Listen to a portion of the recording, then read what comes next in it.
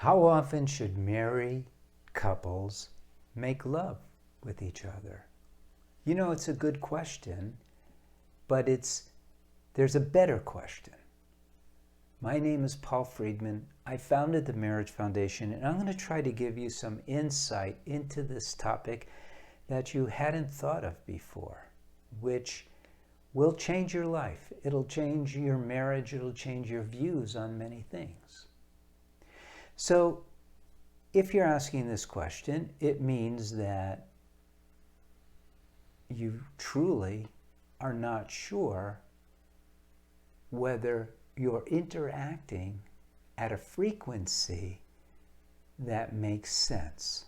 So the simple answer is that no two couples are the same. But I am going to tell you some things about this topic. But before I talk about how women should respond to their husbands and how husbands should respond to their wives, and I promise you I will get there, I want to take you back. I want to take you back to before you got married and ask you, pretend you're not married yet, pretend you haven't met the person you fell in love with, just pretend, and pretend that we bump into each other at the coffee shop, and I am taking a survey, and I ask you,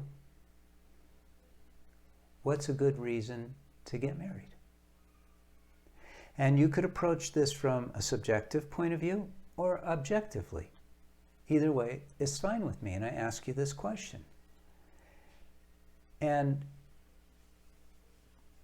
$100 to $1, you're going to say things like, well, it's the next step in a relationship, or it's when a couple wants to be with their soulmate, both of them, or people want to have a family so they could leave a legacy.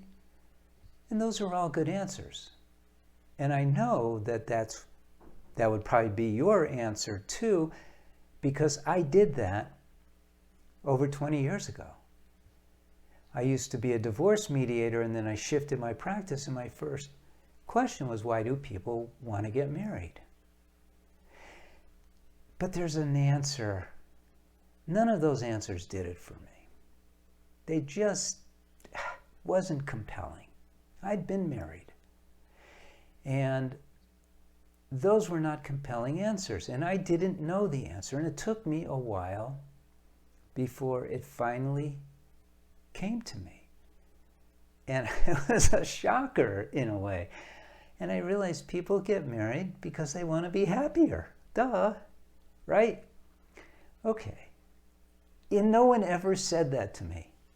Not one person. And that's going back to all the years I was working with people individually. No one ever says that. I wanted to be happier. Isn't that funny? And yet it's the obvious truth. But there's a second level to this, a deeper level, and that is the question of what makes a person happy.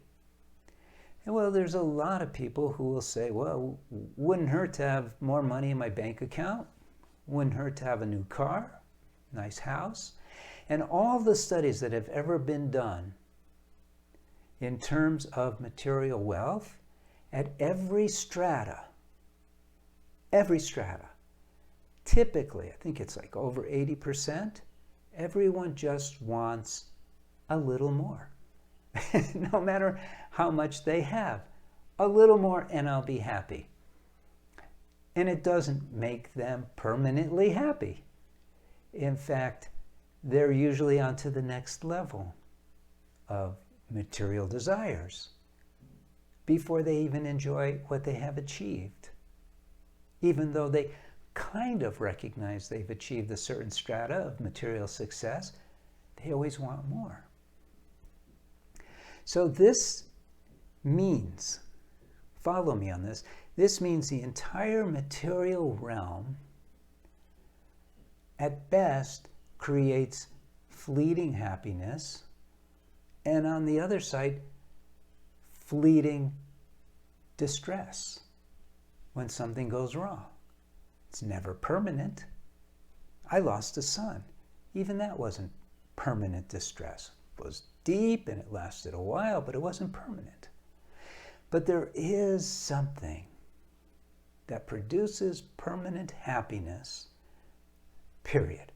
No matter who you are, no matter what you do, no matter how you were raised, on. And that is love, unconditional love. That is why people get married. And I studied this topic very deeply. And I could get into some other aspects of that. For instance, how the mind interacts with you, a soul, and how your body comes into play in all this. It's a fascinating study. So when you start looking at it closely, you can't miss or ignore the fact that we are essentially souls who we possess a body and we possess a mind.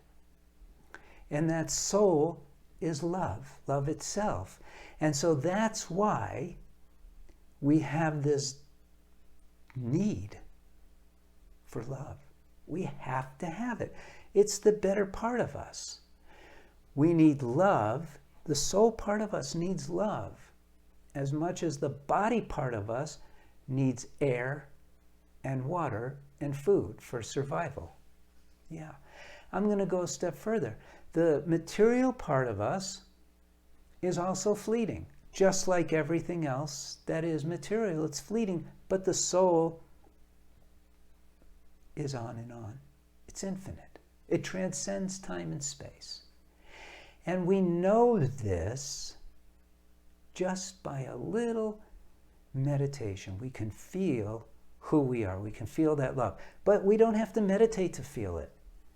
When you got married, you felt it while you were exchanging your vows. You felt this love.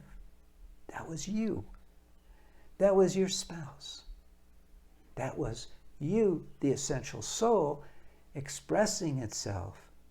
And you feel that at every wedding that you go to.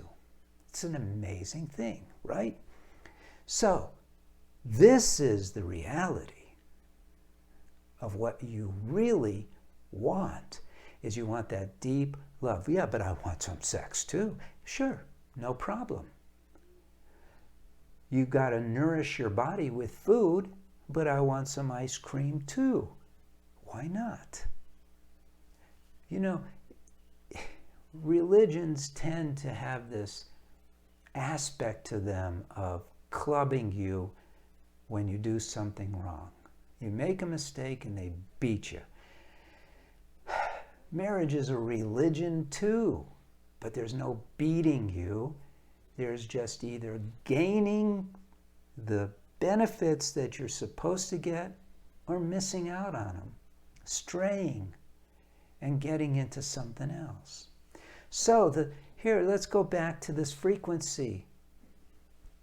It doesn't matter. It really doesn't matter. What matters is that you learn, and this is the most important part of this video. You need to learn how to operate your marriage. You have to learn it. Or it's like getting into an airplane without never ever having a flying lesson. You're going to crash if you get off the ground at all. It's not that it's complicated, but there's too many moving parts. So you have to learn how it works, how it functions, and then you apply your own individuality to it. And it's amazing. You should have an expectation in your marriage, not of how many times you have sex, but of how happy you are. Now, let's go back into the mundane stuff that I told you we would talk about. You know, the world is so confused now. There's this whole quote-unquote woman's lib thing. Well, it's not women's liberation. It's women competing with their ego and men for something that they can't even define. A liberated woman is someone who is experiencing love, not getting a better job. That stuff is important, but it's besides the point. When you're married, you're there for love, not for more money. You're not there for equality or fairness. You're there to experience love. You have to recognize that, I'm speaking to women now, that your husband has desires that are different than yours based on his biology. We have these bodies, and these bodies dictate to us a great deal of its impositions. Sex is an imposition on the soul, but there's nothing wrong with that. But it's demanding, the body is demanding reproduction. That's what it is. Let's not get away from that. Is it pleasurable? Yes. However, you can transcend that physical pleasure by being connected at the level of the soul, which you have to learn how to do, and the physical pleasure is nothing in comparison. Nothing. I'm not preaching something that I'm not aware of. I'm telling you the way it is.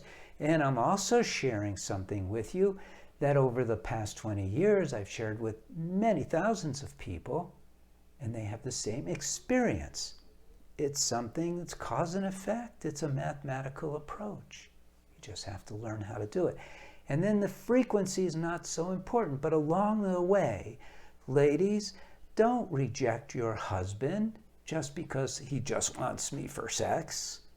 Sometimes he's driven to want sex so much that it does block the love. But you, as a woman, can open that up. You can open that up because you're already connected to your heart so much better than he is. And men, you don't want to impose on your wife. You don't want to talk her into anything. You don't want to be manipulative, but you can be very open to her needs too. For instance, most women need to speak for a while. They need to talk. They need a lot of time to warm up to the idea of opening up their heart. You know, a woman's heart and legs are tied together in a way. And a woman, when she opens her legs, you want her to be opening her heart. That's what you want from your wife. You don't want just sex. You want that love, because as a man, it's not so there for you automatically. So the frequency, I've worked with many people. I've worked with couples who are just, and I'm talking about after we've worked together and they're on track. And I never ask, by the way, never have I ever asked, how often do you have sex? Never. I think it's a rude question to ask. Don't go to marriage counseling because they'll always ask that. That's one of the first questions. They use that as a barometer, which is insane. But many people have confided, oh, we have sex 2 or 3 times a day. I've heard that. Not very often, but I've heard it. Oh, we've had sex once or twice a month. Believe it or not, that's more normal when you have kids, 2 or 3 kids in the house. Unfortunately, you don't, but that doesn't mean you can't cuddle. Doesn't mean you can't hug each other. You don't have to do the whole penetration thing, but you definitely should take time for hugs, kisses, making out on the couch, holding hands even while the kids are there, smooching a little. Won't hurt the children. You don't want to be flagrant. You don't want to be sexual, but you can be very loving. Some people, once a week, every Saturday, like clockwork. But none of that matters. None of it matters. You don't have to schedule it. You can, sometimes you have to schedule it because you have kids, business, and all that stuff. Whatever works is fine. However, what's much more important is what? Learning how to love unconditionally. That is way more important. And you'll realize that when you do it. It's provable by you.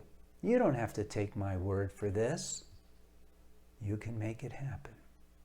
All right. So if you're having problems with your marriage and this is just one of the symptoms, write into our counselors. The Marriage Foundation is a nonprofit. This is a free service. You can write into the counselors. No one's making money for directing you to one of my books or to the courses. It's a service. And you can browse around. You can sign up and be part of receiving these videos. Subscribe to the channel. You could like this video, leave a comment, share it. I'll love you either way. Blessings to you, blessings to your spouse, blessings to your family. Thank you for taking your time with me. God bless.